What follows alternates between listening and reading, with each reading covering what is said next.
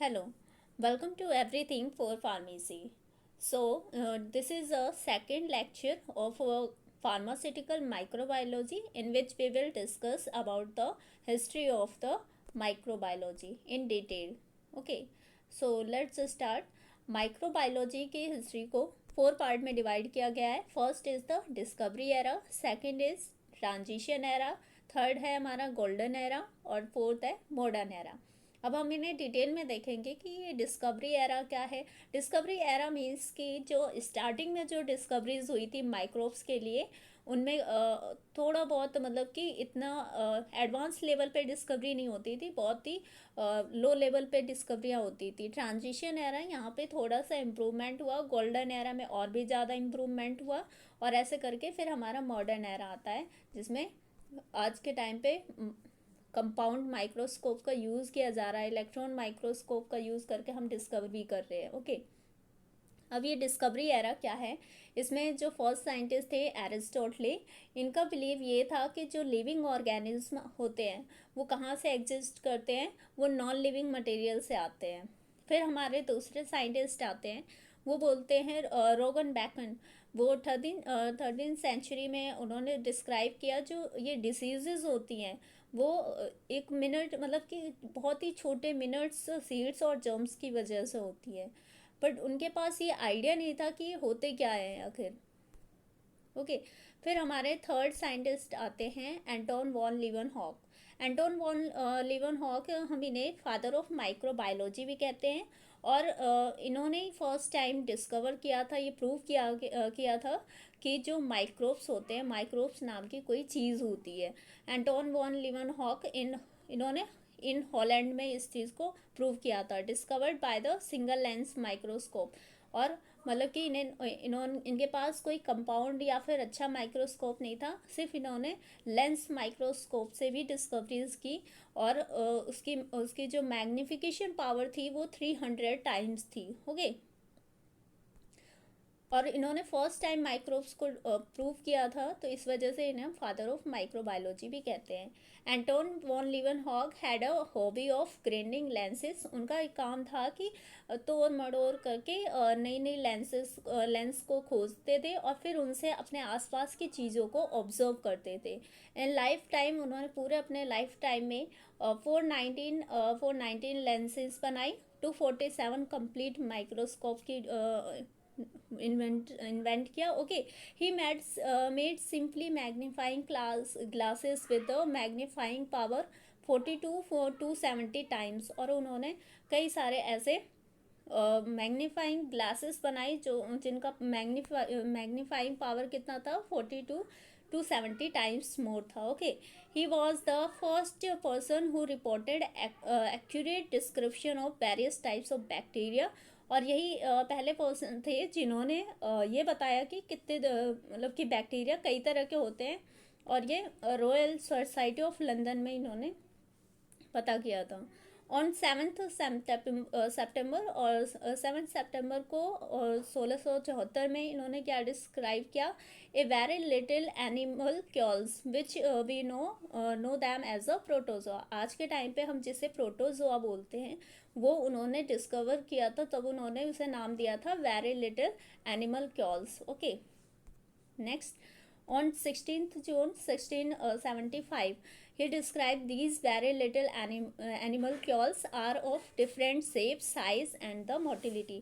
फिर उन्होंने बताया कि इनकी जो ये प्रोटोजोआ कई तरह के होते हैं, उनका शेप, साइज, मोटिलिटी सब अलग अलग होता है. Okay, Anton von Leeuwenhoek first describe bacteria on 9th October 1676. उन्होंने फर्स्ट टाइम डिस्क्राइब किया कि मतलब बैक्टीरिया के बारे में to Henry Oldenburg, secretary of royal society of London.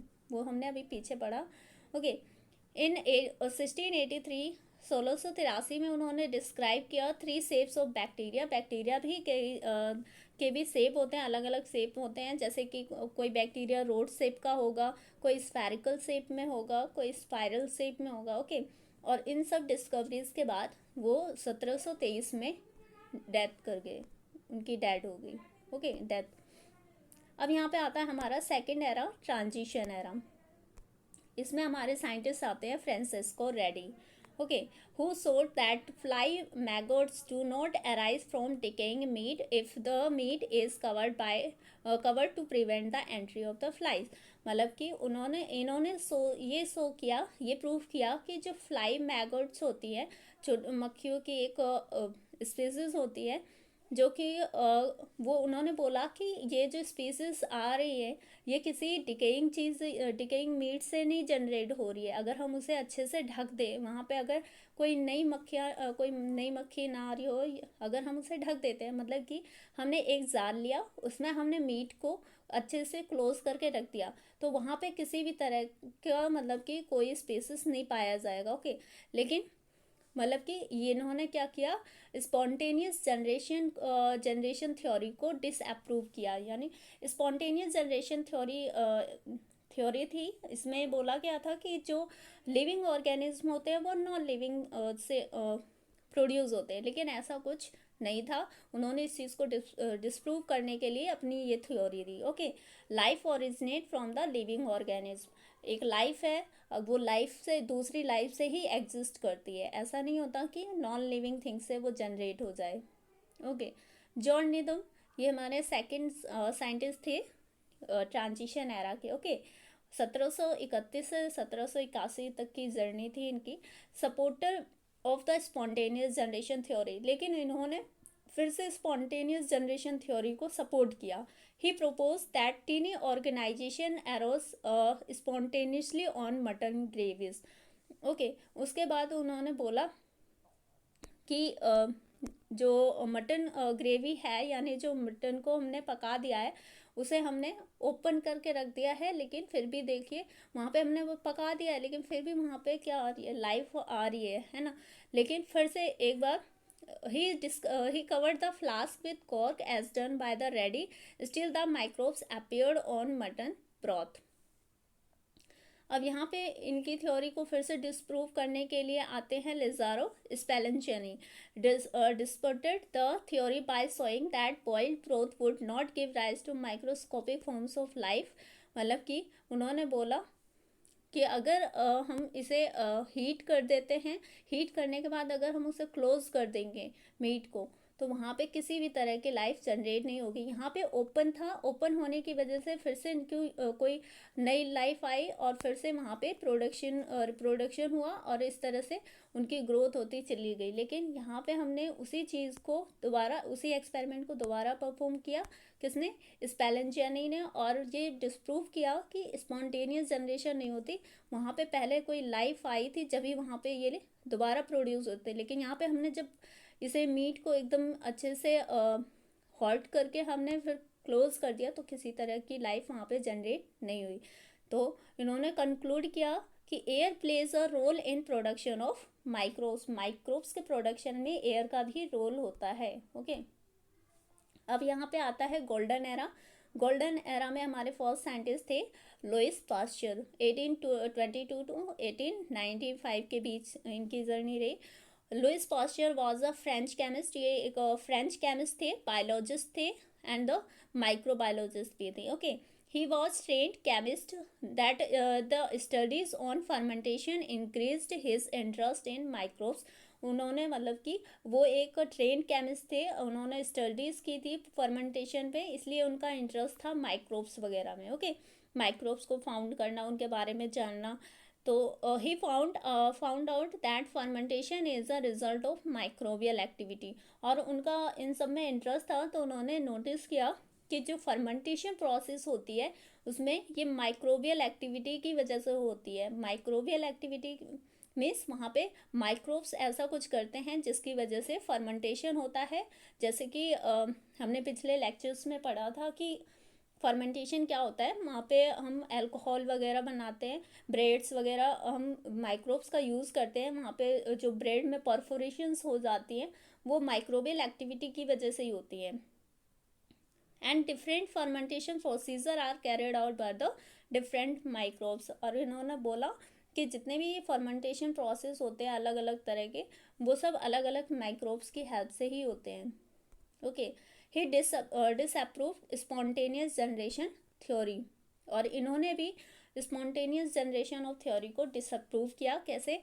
इन 1897 1897 में उन्होंने सजेस्ट किया दैट माइल्ड हीटिंग, मतलब माइल्ड हीटिंग करना कितने डिग्री सेल्सियस पे, 62.8 डिग्री सेल्सियस पे 30 मिनट्स के लिए जब हम हीटिंग करते हैं, रादर देन बॉइलिंग करने के बजाय उसे हीट करिए, okay, was enough to destroy the undesirable organism. और इतने टेम्परेचर पे हीट करने के बाद वो जो अनडिजायरेबल ऑर्गेनिज्म होंगे, माइक्रोब्स होंगे, वो किल हो जाएंगे without running the taste of the product, और उस प्रोडक्ट का टेस्ट भी नहीं जाएगा। The process is called pasteurization, और इस प्रोसेस को उन्होंने बोला पास्चराइजेशन, ओके।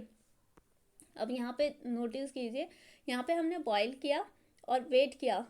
यहाँ पे जब इन्होंने इस तरह की एस शेप्ड में पाइप सिस्टम लगा दिया, तो वहाँ पे माइक्रोब्स, मतलब एयर अच्छे से प्रॉपर वहाँ पे तो जा सकती थी, लेकिन माइक्रोब्स वहाँ तक नहीं पहुँच सकते थे।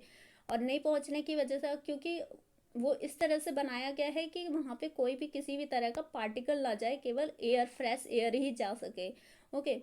तो वहाँ पे किसी तरह का ग्रोथ नहीं हुआ। लेकिन सेकंड पोर्शन में हम देख रहे हैं कि हमने वही सेम प्रोसेस किया, हमने हीटिंग की उतने ही टेम्परेचर पे, सेम टेम्परेचर पे, और हमने वहाँ से नेक तोड़ दिया। अब यहाँ पे प्रॉपर एयर अच्छे से एंटर कर सकती है, और एयर अच्छे से एंटर कर रही है पार्टिकल के साथ, तो इस वजह से यहाँ पे हम देख सकते हैं फिर से माइक्रोबियल ग्रोथ होने लगी। इसका मतलब ये प्रूफ हो गया कि ये जो माइक्रोब्स का ग्रोथिंग हो रही है, वहाँ पे प्रोडक्शन हो रहा है, वो कहीं ना कहीं एयर ही रेस्पॉन्सिबल है उन माइक्रोब्स को वहाँ तक पहुँचाने में, ओके। नेक्स्ट 1856 से 57 में के बीच में ही solve contamination problems in wine beer industry in France, okay. Contamination problem भी उन्होंने सॉल्व की, यानी कि वाइन और बियर, ये सब जो इंडस्ट्रीज में ये प्रोडक्ट्स बनते हैं, ये इनमें कंटामिनेशन होने के चांसेस भी होते हैं। कैसे? मतलब कि ट्रांसफ़र होता है माइक्रोब्स का अगर टच में आते हैं। ही डेवलप पास्चराइजेशन टेक्निक। अब वहाँ पे क्या हुआ, कंटामिनेशन ना हो, जो भी वाइन बियर हम बना रहे हैं, अगर दूसरे माइक्रोब्स आ जाते हैं तो हो सकता है वो हमारा प्रोडक्ट बेकार हो जाए। लेकिन इन्होंने जो पास्चराइजेशन टेक्निक दी थी, उसकी हेल्प से इस चीज़ को प्रिवेंट किया जा सकता था। केवल हम अपने डिज़ायरेबल माइक्रोब्स को उसमें डाल के फर्मेंटेशन कर सकते हैं, ओके। वहाँ पे किसी अदर माइक्रोब्स की एंट्री नहीं होगी अगर हम पास्चराइजेशन टेक्निक्स का यूज़ करें। He use this technique for heating fruit juice. इस टेक्निक से क्या किया, हीटिंग करना फ्रूट जूस को, जिस भी चीज़ का हमें फर्मेंटेशन करना है, वहाँ पे हम उसे प्लेस करेंगे उस पास्चराइज मशीन में। और pasteurization technique is used in the fermentation industry for removal of unwanted microbes. अब वहाँ पे जो माइक्रोब्स हम उस बॉटल में डाल देंगे, उसके अलावा वहाँ पे कोई दूसरा एंटर नहीं करेगा, तो इससे कंटामिनेशन रुक सकता है, ओके। अब यहाँ पे nowadays the pasteurization technique is used in the dairy industry. और पास्चराइजेशन टेक्निक को हम डेयरी इंडस्ट्री में बहुत ज़्यादा यूज़ करते हैं ताकि किसी भी तरह का कंटामिनेशन ना हो, okay. During this study he discovered, और इसी स्टडी के दौरान उन्होंने और भी चीज़ें डिस्कवर की, ओके। और मतलब इस स्टडी के दौरान उन्होंने और भी चीज़ें डिस्कवर की, जैसे fermentation is a result of microbial activity, वो तो उन्होंने पहले भी बोला। माइक्रोब्स यूज्ड फर्मेंटेशन में बी बैक्टीरिया और इस्ट। जो फर्मेंटेशन में ज़्यादातर माइक्रोब्स यूज़ किए जाते हैं वो बैक्टीरिया और इस्ट होते हैं, okay. In each fermentation of selective microbes and specific conditions are required for obtaining the desired product. और हर फर्मेंटेशन की प्रोसेस में अलग अलग सिलेक्टिव माइक्रोब्स का यूज़ किया जाता है, अलग अलग कंडीशन उन्हें दी जाती है ताकि हमें जो प्रोडक्ट चाहिए सिर्फ वही वहाँ पे सिंथेसाइज हो, okay. During studies on butyric acid fermentation, जब वो ब्यूटारिक एसिड फर्मेंटेशन पे स्टडी कर रहे थे, तो उन्होंने एक चीज़ और डिस्कवर की, एनारोबिक बैक्टीरिया की। ये एनारोबिक बैक्टीरिया वो बैक्टीरिया होते हैं जिन्हें ऑक्सीजन की रिक्वायरमेंट नहीं होती, okay. He discovered principle of active immunization, और उन्होंने एक्टिव इम्यूनाइजेशन का भी प्रिंसिपल क्या है उसे भी डिस्कवर किया, okay. In 1981 Louis Pasteur prepared vaccine to prevent the fowl cholera, anthrax and the rabies. और 1981 में लुइस पास्चर ने इन इनकी वैक्सीन्स को भी डिस्कवर किया, जैसे cholera disease, anthrax, rabies. Okay, अब हमारे आते हैं नेक्स्ट साइंटिस्ट लुइस पास्चर के बाद रॉबर्ट हुक इन 1665 में। इनका क्या रोल था? इन्होंने रिपोर्ट किया था कि that life small structural unit were little boxes. इन्होंने ही फर्स्ट टाइम ये डिस्कवर किया था कि जो लाइफ की बेसिक यूनिट होती है हमारी सेल्स, यानी कि उन्होंने उस वक्त उसे बोला था लिटिल बॉक्सेस। ओके, फिर हमारे आते हैं रॉबर्ट कोच। ओके, यहाँ पे कंफ्यूज मत होना, वो रॉबर्ट हुक थे, अब यहाँ पे हमारे रॉबर्ट कोच हैं। ओके, 1843 से 1910 के बीच 1910 के बीच की जर्नी थी। ये भी एक जर्मन बैक्टीरियोलॉजिस्ट थे, यानी ये बैक्टीरिया पे स्टडी करते थे। He isolated causative agents that are responsible for causing diseases. इन्होंने कुछ ऐसे एजेंट, कॉजेटिव एजेंट की डिस्कवरी की जो कि क्या करते हैं, डिसीज़ के लिए रेस्पॉन्सिबल होते हैं, जैसे कि एंथ्रेक्स, ट्यूबरक्लोसिस, कॉलरा। एंथ्रेक्स किसकी वजह से होता है? बैसिलस एंथ्रेसिस की वजह से। ट्यूबरक्लोसिस माइकोबैक्टीरियम ट्यूबरक्लोसिस की वजह से होता है, और ये उनकी डेट दे रखी है कब कब डिस्कवर किए गए हैं। कॉलरा विब्रियो कॉलरा की वजह से होता है। Okay, he demonstrated role of bacteria in causing disease. उन्होंने विद एक्सपेरिमेंट इस चीज़ को प्रूव किया कि कैसे एक बैक्टीरिया डिसीज कॉज करता है। Okay, Robert Koch use gelatin to prepare the solid media. इन्होंने एक जिलेटिन मीडिया प्रिपेयर किया, solid gelatin media, but it was not ideal. लेकिन ये आइडियल नहीं था, मतलब ये जो इन्होंने तरीका यूज़ किया जिलेटिन को एक मीडिया बनाने का, वो अच्छा नहीं था। क्यों? क्योंकि जो जिलेटिन होता है प्रोटीन इन नेचर होता है, और हो सकता है कि वो डाइजेस्ट कर दे, जो माइक्रोब्स वगैरह होते हैं वो उस चीज़ को डाइजेस्ट कर दे, फिर तो वहाँ पे ग्रोथ नहीं होगी, है ना, हम उस चीज़ को ऑब्जर्व नहीं कर पाएंगे। कैपेबल ऑफ प्रोड्यूसिंग अप, क्योंकि बैक्टीरिया के पास क्या होता है, प्रोटियोलाइटिक को एक्सो एंजाइम होता है, और हम कह सकते हैं जिलेटिनेज दैट हाइड्रोलाइज द प्रोटीन, जो कि प्रोटीन को डाइजेस्ट कर देता है अमीनो एसिड में।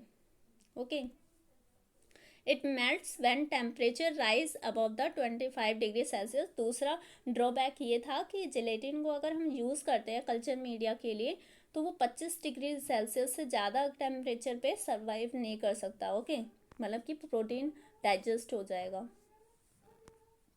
यहाँ पे उन्होंने कैसे प्रूव किया, ए हेल्दी ऑर्गेनिज्म, यहाँ पे एक हेल्दी माउस है, रेड ब्लड सेल्स है उसकी, कॉजेटिव एजेंट हमने उसमें से डिस्कवर किया। ओके, पहले हमने फाइंड करने की कोशिश की कि बैक्टीरिया को उसके रेड ब्लड सेल से निकाला, ग्रो किया। ओके, उसके बाद हमने क्या किया, ये डिसीज्ड ऑर्गेनिज्म है। ओके, और सस्पेक्टेड एजेंट इसके अंदर क्या है, वो जो कॉजेटिव है, मतलब कि अगर हमने यहाँ पे क्या किया, यहाँ पे जो हमने देखा बैक्टीरिया नहीं था, तो वो माउस बिल्कुल हेल्दी था। लेकिन जैसे ही हमने क्या किया, एक बीमार चूहे से हमने उसके रेड ब्लड सेल्स को लिया, और हमने देखा कि उसमें बैक्टीरिया, जब हमने उसे ट्रांसफ़र किया तो वो जो अच्छा चूहा था दूसरा वाला, वो डाई कर गया, और इससे पता चला कि ये कैसे ट्रांसफ़र होता है। Okay, next, Robert Koch invented streak plate technique, use of gelatin as a solidifying agent and staining agent. इन्होंने ये सब डिस्कवरियाँ की। कोच पोस्टुलेट, उन्होंने क्या क्या बातें बोली, microbes that is responsible for the disease should be constantly present और found in the lesions of the diseases. अगर मतलब कि जो माइक्रोब्स डिसीज़ कॉज करते हैं वो तभी कर पाते हैं जब हम वो उस डिसीज़ ऑर्गेनिज्म के अंदर कॉन्स्टेंटली प्रेजेंट होते हैं। Okay, pure culture of organism can be isolated from the lesions of the disease. और जो प्योर कल्चर हम करते हैं ऑर्गेनिज्म की, उसमें से हम जो लेसन्स ऑफ डिसीजेस हैं उसे हम आइसोलेट कर सकते हैं। सॉरी, यहाँ पे जो लेसन्स ऑफ डिसीज, मतलब जिस ऑर्गेनिज्म में डिसीज़ है, बैक्टीरिया है, उससे हम प्योर कल्चरिंग कर सकते हैं उस माइक्रोब्स को फाइंड आउट करने के लिए। Okay, inoculation of pure culture, यानी कि प्योर कल्चरिंग करना, यानी वहाँ पे ग्रोथ करवाना। In experimental animals should reproduce the same disease. और वहाँ पे क्या होगा, जो कल्चर हम करेंगे अगर हम उसे नॉर्मल एक हेल्दी ऑर्गेनिज्म में ट्रांसफ़र कर दें उस कल्चर को, तो वो जो बिल्कुल अच्छा हेल्दी ऑर्गेनिज्म होगा वो भी, उसे भी डिसीज़ हो जाएगा, वो भी किल हो जाएगा. Okay, it should be possible to reisolate the pure culture from the inoculated animals.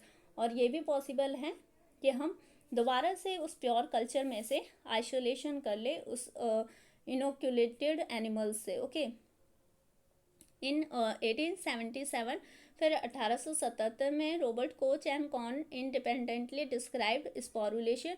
उसके बाद इन्होंने डिस्क्राइब किया स्पोरुलेशन प्रोसेस क्या होता है, germination of the bacteria, endoscope and their thermal resistance appearance. मतलब कि ये जो बैक्टीरिया होते हैं वो स्पोर्स लाइक स्ट्रक्चर क्या करते हैं, जनरेट करते हैं, जिसकी वजह से वो स्प्रेड होते हैं.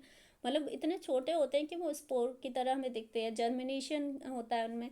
ओके, एंड उनमें इतनी पावर होती है कि वो थर्मल रेजिस्टेंस होते हैं, यानी हाई टेम्परेचर को भी टॉलरेट कर लेते हैं. उसके बाद हमारे आते हैं लॉर्ड जोसेफ लिस्टर. इनका क्या रोल था, इंग्लिश सर्जन. ये इंग्लिश सर्जन थे and develop antiseptic surgery technique. इन्होंने क्या किया था, एंटीसेप्टिक सर्जरी टेक्निक को डेवलप किया था. एंटीसेप्टिक सर्जरी यानी विदाउट इन्फेक्शन सर्जरी. ओके, यहाँ पे 1867 में ही यूज पास्चर वर्क. इन्होंने पास्चर वर्क का यूज़ किया and implemented to introduce antiseptic surgery technique. और इन्होंने उस एंटीसेप्टिक सर्जरी में की टेक्निक में इस चीज़ को इम्प्लीमेंट किया, यूज़ किया इसका पास्चर वर्क को. Okay, Lister successfully introduce carbolic acid to sterilize the surgical instrument. उन्होंने इस चीज़ को भी बताया कि जो सर्जिकल इंस्ट्रूमेंट होते हैं अगर हमें उन्हें क्या करना है, स्टेरलाइज करना है, यानी माइक्रोब्स फ्री बनाना है, तो हम कार्बोलिक एसिड का यूज़ कर सकते हैं उसे क्लीन करने के लिए. And to clean the wounds पे भी हम इसका यूज़ करते हैं कार्बोलिक एसिड का, to kill the microbes. Okay, of carbolic acid as an antiseptic. क्यों, क्योंकि कार्बोलिक एसिड एक एंटीसेप्टिक की तरह रोल प्ले करता है, यानी कि एंटीसेप्टिक, यानी कि जो माइक्रोब्स को किल कर दे या फिर उनके ग्रोथ को रोक दे. So that it became the first widely used antiseptic in surgery. तो पहले यही सबसे ज़्यादा यूज़ किया जाता है किया जाता था एंटीसेप्टिक की तरह सर्जरी के टाइम पे, ताकि जब भी सर्जरी होती है तो वहाँ पे पूरा ध्यान रखा जाता है कि हमारे उस रूम में भी किसी तरह का माइक्रोब्स ना हो. अभी तक हमने ट्रांजिशन एरा पढ़ा. अब हम ट्रांजिशन एरा भी पढ़ लिया. अब हम आ गए हैं मॉडर्न एरा पे. ओके, मॉडर्न एरा में नोबल लिटरेचर कंट्रीब्यूशन. यहाँ पे बहुत सारे मतलब नोबल लिटरेचर का कंट्रीब्यूशन रहा. इन 1901 वॉन बेरिंग डिप्थीरिया एंटीटॉक्सिन, इन सब चीज़ों का भी मतलब कि डिस्कवरी हुई धीरे धीरे. Ronald Ross malaria, Robert Koch tuberculosis. मतलब कि ये साइंटिस्ट के नाम हैं और ये इधर साइड में लेफ्ट साइड में. और ये डिसीजेस कौन कौन से डिसीजेस के बारे में किसने खोज की, जैसे एंटीटॉक्सिन यानी मेडिसिन की खोज इन्होंने की थी, वॉन बेरिंग को डिप्थीरिया. ओके, रोनाल्ड रॉस ने मलेरिया की खोज की, रॉबर्ट कॉच ने ट्यूबरक्लोसिस, मैटकिनुकॉफ फैगोसाइटोसिस क्या होता है इसके बारे में बताया, फ्लेमिंग ने बताया कि पेनिसिलिन क्या होता है, और मतलब उन्होंने पेनिसिलिन की खोज की. ओके, वॉटसन क्रिक ने स्ट्रक्चर ऑफ डीएनए दिया, और खुराना ने जेनेटिक कोड के बारे में बताया. Important discoveries and the invention. अब क्या क्या इम्पोर्टेंट डिस्कवरीज हुई और इन्वेंशंस हुई.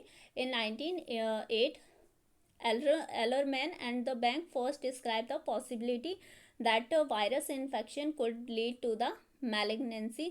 मतलब इन्होंने फर्स्ट टाइम बताया कि जो वायरस इन्फेक्शन होता है उसके चांसेस हैं कि वो मैलिग्नेंसी करे, यानी कि पूरे बॉडी में स्प्रेडेबल होता है जो वायरस इन्फेक्शन होता है.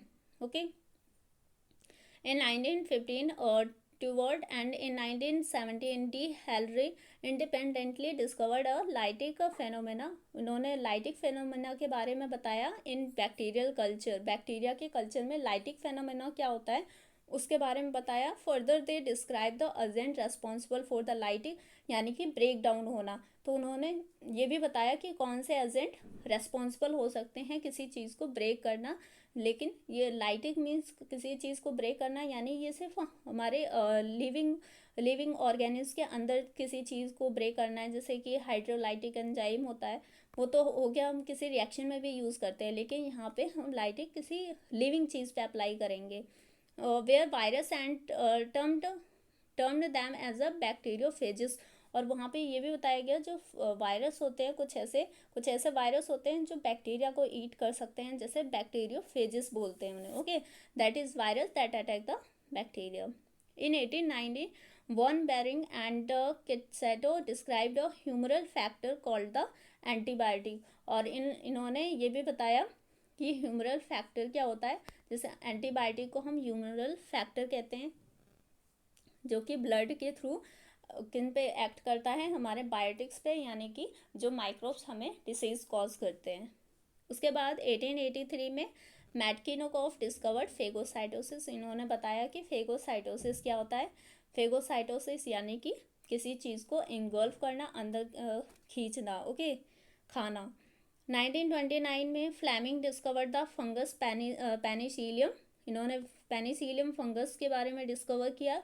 Produce a substance that destroy the staphylococcus. और ये एक ऐसा सब्सटेंस प्रोड्यूस करता है जो कि स्टेफाइलोकोकस को किल कर सकता है। ये दूसरा बैक्टीरिया हो गया, ओके। उसके बाद इन बिगिन ऑफ 20th सेंचुरी में की शुरुआत में क्या हुआ, it was proof that diseases are cause by the bacteria. ये प्रूफ हो गया था कि जो डिसीजेस होती हैं बैक्टीरिया की वजह से होती हैं। But the presence of ultra microscopic microbes were proved by the Levanski in 1892।